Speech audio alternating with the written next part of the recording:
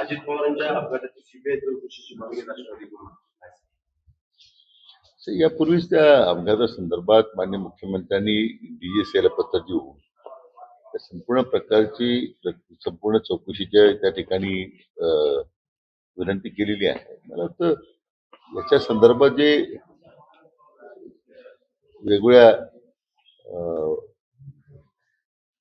त्या ठिकाणी गोष्टी पुढे आणण्याचा प्रयत्न होतोय, तर म्हणजे या अशा दुर्दैवी प्रकरणामध्ये राजकारण करण्याचा जो प्रयत्न सुरू आहे तो दुर्दैवी आहे.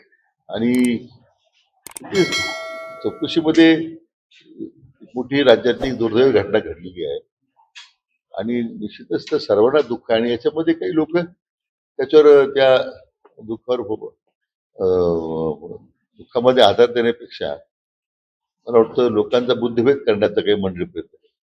रोहित पवार असं म्हणतात की ब्लॅक बॉक्स जो आहे तो आगीपासून सुरक्षित आहे, मात्र राजकारणापासून सुरक्षित नाही. कोण काय म्हणते त्याला फार महत्व देऊन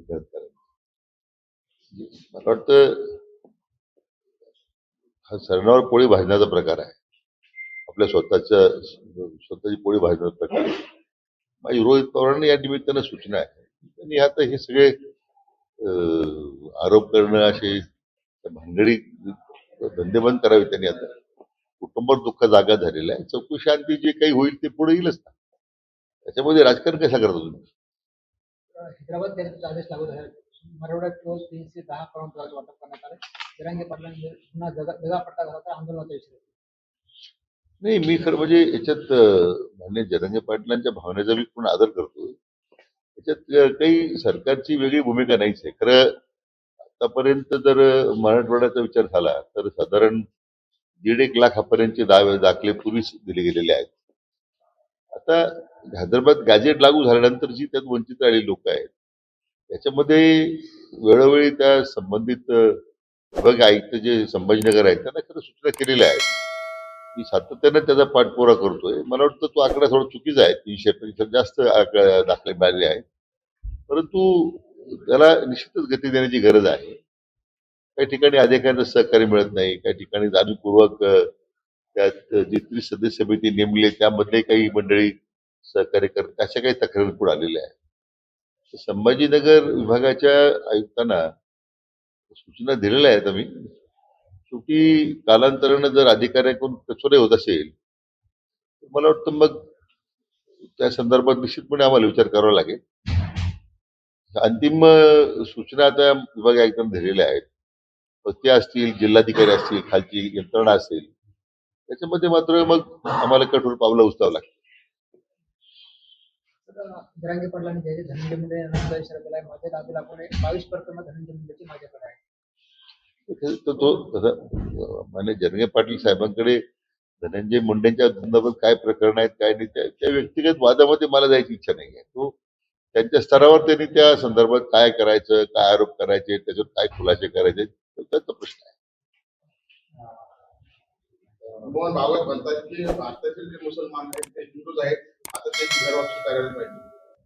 असे आदरणीय भागवतजी ज्येष्ठ मार्गदर्शक आहेत. त्यांच्या भूमिकेबद्दल त्यांनी मांडलेल्या भूमिकेबद्दल भाष्य करणं मला काही उचित वाटत. मुस्लिम आरक्षणाचा विषय 5% आरक्षण रद्द करण्यात आलेलं आहे आणि शासनाकडून सुधारित आदेश जारी करण्यात आले. यापूर्वीच तो खरं आरक्षण रद्द करण्याची कार्यवाही सुरू होती. कारण तो काही त्याला एक विशिष्ट कालावधी मान्य उच्च न्यायालयाने दिलेला होता. त्याच्यानंतर मात्र ते आपोआप रद्द झालेले. ते काही कुठे रद्द करण्याची भूमिका नव्हती. असे की अन्य राज्यामध्ये सुद्धा जर माझी माहिती अशी की आंध्र प्रदेशमध्ये सुद्धा तो देण्याचा प्रयत्न झाला. तिथे ते न्यायालयाची कसोटीमध्ये टिकलं नाही. त्यामुळे विनाकारण काही मुस्लिम समाजाचं आरक्षण रद्द करण्याची भूमिका शासनाने घेतलेली असं मानण्याचं कारण नाही. यावर विद्या दिल्लीने ट्विट केलेलं आहे की ते म्हणतात पहिलेच मुस्लिम समाज हा आरक्षणापासून वंचित आहे. शिक्षण आणि नोकरीपासून वंचित आहे. त्यात आरक्षण काढल्यामुळे अजूनही परिणाम होईल. मुस्लिम समाज पूर्णपणे यापासून दूर राहील. मला असं काही वाटत नाही. म्हणजे इम्तियाज जलील यांचं काही आरक्षणामुळे त्यांच्या स्वतःच्या राजकीय असलेल्या दोघांमुळे भाग वेगळा, परंतु मुस्लिम समाजाच्या मुलांमध्ये आजही अतिशय मोठे जर तुम्ही आकडेवारी मला वाटतं राज्य सरकारने आम्ही प्रसिद्ध करू किती समाजाची मुलं आज शिक्षण घेत आहेत, उच्च शिक्षण घेत आहेत. चांगल्या स्तरावर त्यांना आता संधी मिळते, अशी अनेक उदाहरणं आपल्याला देता येतील. शिवसेना पक्ष आणि धनुष्यबाण यांच्या प्रकरणी आज सुप्रीम कोर्टात सुनावणी. मान्य सर्वोच्च न्यायालयाच्या मध्ये सुरू असणाऱ्या प्रकरणात आपण काय भाष्य करतो? जवळ म्हणतात की मला बदनाम करण्याचं काम केलं माझं कोणाला तरी पाहिजे त्यासाठी हे सगळे खटकून झाले. असे तो जनता प्रत्येकाचा एक दृष्टिकोन पाहण्याचा वेगळा आहे. त्यात झिरवळ साहेबांना काय वाटतंय, पण मला वाटतं अतिशय लढवाई आणि निष्ठुरपणे काम करणारा कार्यकर्ता म्हणून मान्य झिरवळ साहेबांची ओळख आहे. त्यांना निश्चितपणे बदनाम करत असेल तर बरोबर नाही. त्यांनी स्वतःच मागणी केलेली चौकशी करावी म्हणून. मला वाटतं त्यांच्या मागणीचा शासन स्तरावर निश्चितपणे विचार होईल. पण केवळ कुठेतरी काही प्रकरणात काही लाच घेतली म्हणून त्यांच्यावर आरोप होता, या संदर्भात मात्र चौकशीमध्ये पुढे येईल. पण झिरवळ साहेब हे माझे व्यक्तिगत मित्र आहेत आणि मी इतक्या वर्षांना ओळखतो, ते असं काही करतील असं मला वाटत नाही. अजितदादांच्या पुढच्या दिवशी शाळांना परमपत्र वाटप केल्याप्रकरणी अल्पसंख्याक विभागाच्या सचिवांची बदली करण्यात आली. नाही, आता शासकीय दुखवटा होता, 3 दिवसाचा सुट्ट्या होत्या. आता त्यांच्या गैरहजेरीत जर आता काही प्रकार घडले असतील, मला वाटतं कालच त्यांच्या संदर्भात त्यांची तडकाफडकी बदली झालेली आहे, त्याची चौकशी होईल. पण असं जर असं काही त्या अधिकाऱ्यांनी केलं असेल तर कारवाई झालीच पाहिजे. मालेगावचे उपमहापौर शहाणे त्यांचं म्हणणं आहे की टिपू सुलतानाचा फोटो कोणीच काढू शकत नाही कारण तो संविधानात आहे.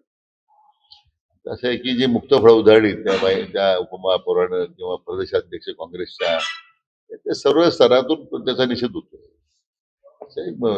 लागून चालन जे झालेलं आहे, मला वाटतं त्याला काहीतरी परिसीमा असली पाहिजे.